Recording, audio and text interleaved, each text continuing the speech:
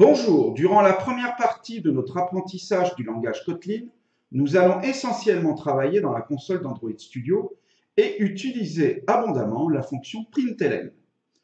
Voyons comment l'utiliser.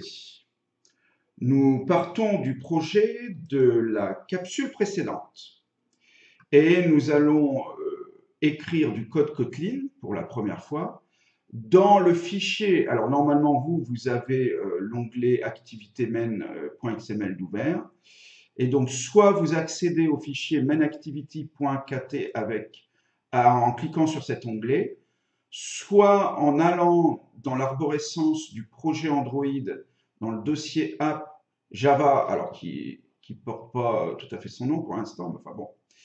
Et vous allez dans le dossier qui est le domaine que vous avez créé la dernière fois, lorsque nous avons lancé notre premier projet, et vous ouvrez mainactivity.kt.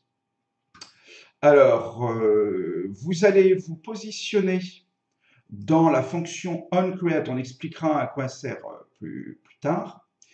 Vous vous positionnez, c'est extrêmement important, entre cette accolade-là et celle-ci. Et donc, on va écrire notre premier code, Kotlin à l'aide de la fonction println qui va nous permettre d'écrire dans la console d'Android Studio. Alors, pour l'instant, ce que je vais faire, c'est que je vais lancer l'application pour voir ce que ça donne. Je lance mon unique émulateur. Alors, en espérant que ça soit relativement rapide, normalement ça devrait être le cas. Alors, nous allons pouvoir observer que lors du lancement de l'application, alors je vous fais patienter quelques secondes. Alors, en attendant, je vais vous montrer comment, si vous avez, alors regardez, l'application arrive, donc je vais peut-être, la voilà. Bon, le terme chocolat n'apparaît nulle part dans cet émulateur, mais il faut bien lancer l'application pour pouvoir voir ce qui se passe. Et normalement, vous devez être dans cette configuration actuelle. Pour récupérer la console, vous cliquez sur Logcat.